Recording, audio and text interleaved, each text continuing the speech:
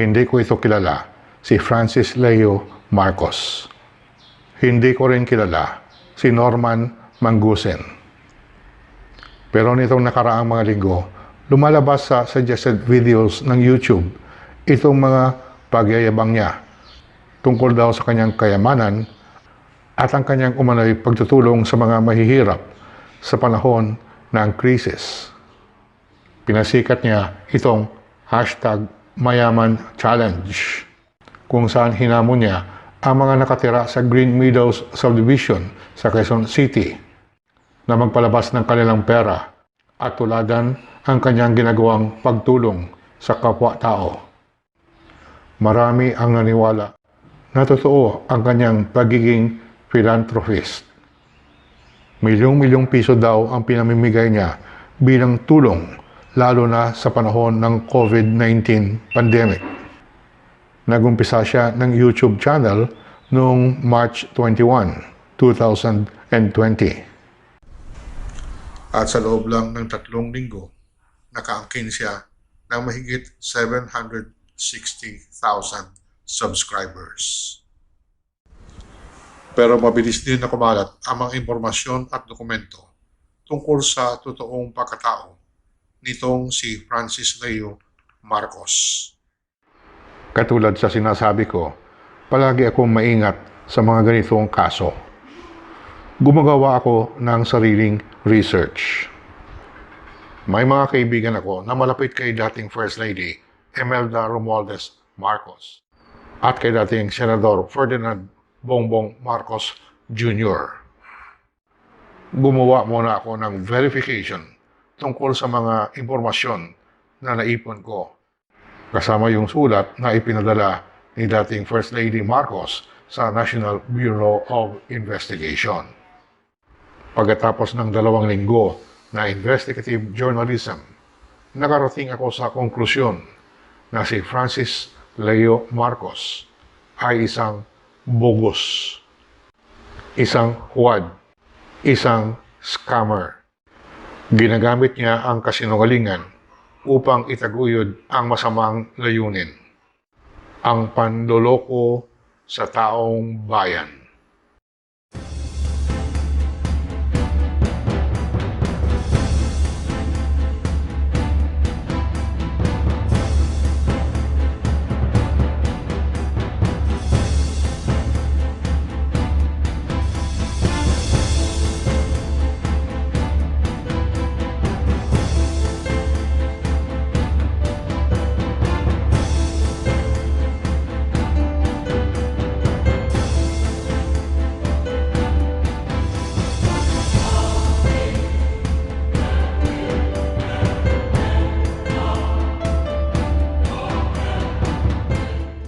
Ako po si Manuel Boy Mejorada na nag-uulat tungkol sa mga natuklasan ko tungkol kay Francis Leo Marcos.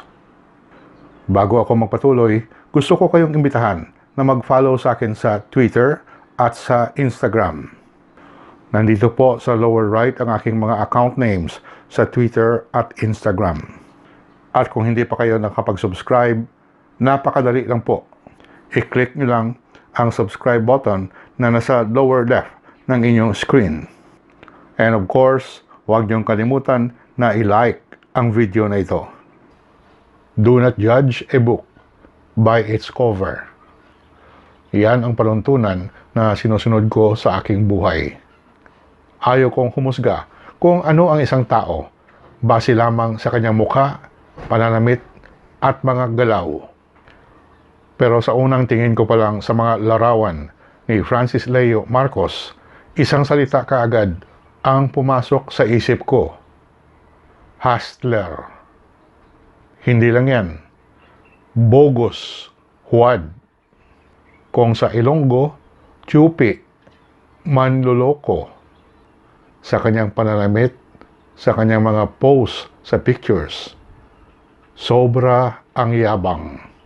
At dahil sa aking mahabang karanasan bilang isang investigative journalist, may alarm bell kaagad na tumunog sa aking isip. May masamang layunin ang taong ito. Ginagamit nilang ang imahen ng isang matulunging tao upang makamit ang layunin na ito. Anyway, katulad sa sinabi ko sa mga video ko kay Kim Chiu, nahuhuli mo ang isda sa kanyang bunganga. Sa pagbasa ko pa lang sa official biography ni Francis Leo, natuklasan ko kaagad ang kasinungalingan. Para sa akin, pag nagsinungaling ang isang tao tungkol sa kanyang sarili, lahat na sasabihin niya o gagawin niya ay zero credibility. Paano ko nasabi yun? Sa press release tungkol sa sarili, sinabi ni Francis Leo na graduate siya sa National High School ng Massachusetts. Nag-graduate din daw siya sa Massachusetts Institute of Technology. Kahit hanggang dito lang tayo, wasak na kaagad ang kwento ni Francis Leo Marcos. Akala niya siguro tanga ang lahat na Filipino. Nasaan ba itong sinasabi ni Francis Leo na National High School ng Massachusetts? Ang Massachusetts ay isang state sa Amerika. Wala po silang National High School doon. Hindi po katulad sa Pilipinas na ang mga public high schools ay tinatawag na National High School. Hindi pa siya kontento sa ganoong pagsinungaling. Sinabi niya pa na nag-graduate siya sa kolehiyo mula sa MIT, isa sa pinakasikat na universidad sa buong Amerika at buong mundo. Science and Engineering ang mga kurso doon. Wala sa kanilang curriculum ang panloloko sa kapwa-tao. Baka akala ni Francis Leo na ignorante ako tungkol sa MIT. Ayaw ko pong magyabang pero nakapunta na po ako doon noong July 2016. Ito po ang mga Instagram post ko sa pagbisita ko doon para mapakita ko lang na July 2016 nandun ako.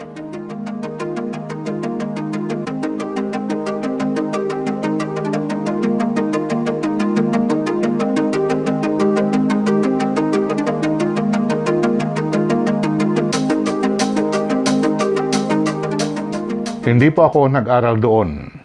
Isang turista lang na dumalaw sa lugar. Nabisto kaagad natin na isang drawing itong buhay ni Francis Leo. Kahit man ang graduation pictures sa MIT at sa kanyang National High School ng Massachusetts, walang may pakita si Francis Leo. Para sa lahat ng tao, ang graduation ay isa sa pinaka-importante na okasyon sa ating buhay at ang graduation picture ay isa sa karaniwan na pinopost sa Facebook o Twitter, lalo na sa mga millennials. Wala pa kasing Facebook noong panahon namin, pero nandyan sa baol ang mga pictures ko. Si Francis Leo walang maaring ipakita kasi hindi totoo. Francis Leo Marcos. Bakit ka nagsinungaling kung saan ka nagtapos sa iyong pag-aaral? Bakit kailangan mo magpanggap na sa MIT ka nag-graduate ng kolehiyo? Baka diploma mula sa rekto, meron ka. But I am 101% sure na gawa-gawa mo lang itong bahagi ng buhay mo. Sinungaling ka. May kasabihan tayo mga Pilipino na ang sinungaling ay kapatid ng magnanakaw. So the question is, bakit niya ginawa ito? Isa lang po ang maaring dahilan. Gusto niyang paniwalaan siya ng ibang tao na talagang mayaman siya.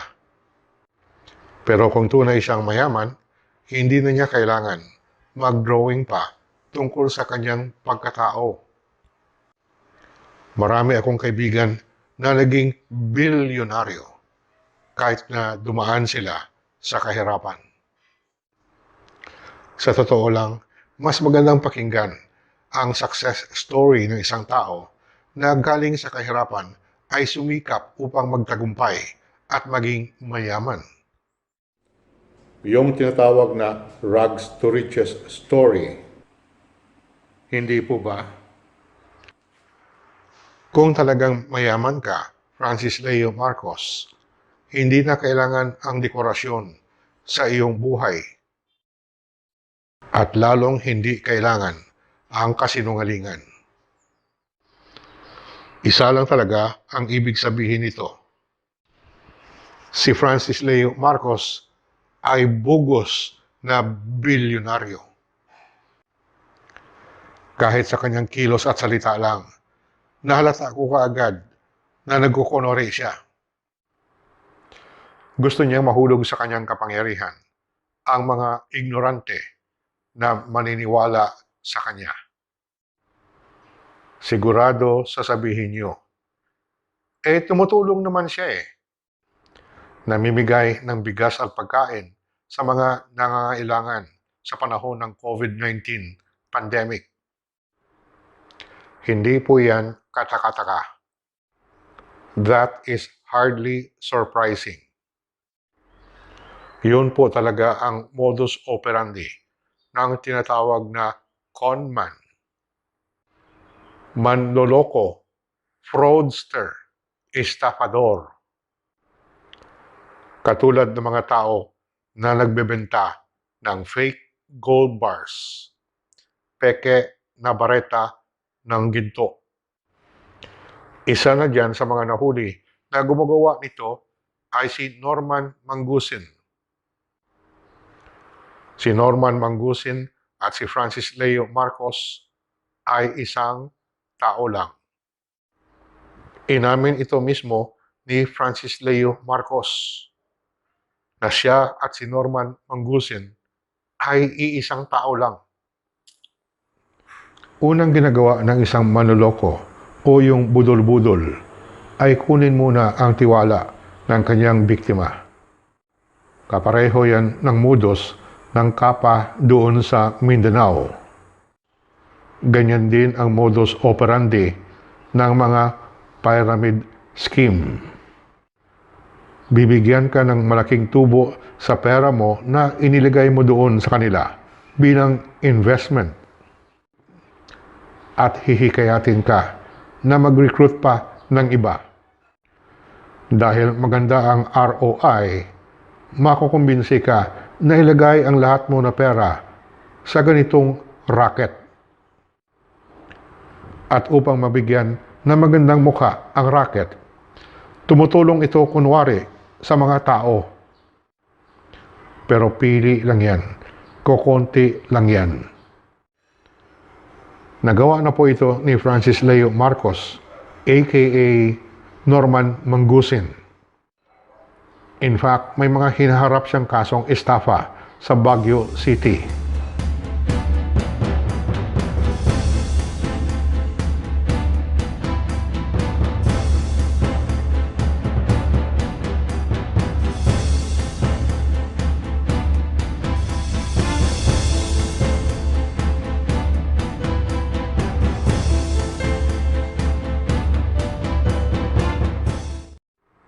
Opening pa lang ito ng ating investigative story tungkol kay Francis Leo Marcos. Titignan natin ang iba pang katibayan kung bakit ko nasabi na isa siyang huwad o bogos na bilyonaryo. Wala akong personal na galit kay Francis Leo Marcos. Ang kaaway ko lang talaga ay ang pagsisinungaling upang manloko sa ibang tao. Abangan niyo po ang susunod na kabanata. Ako po muli si Manuel Boy Mejorada. Maraming salamat sa inyong patuloy na pagsuporta.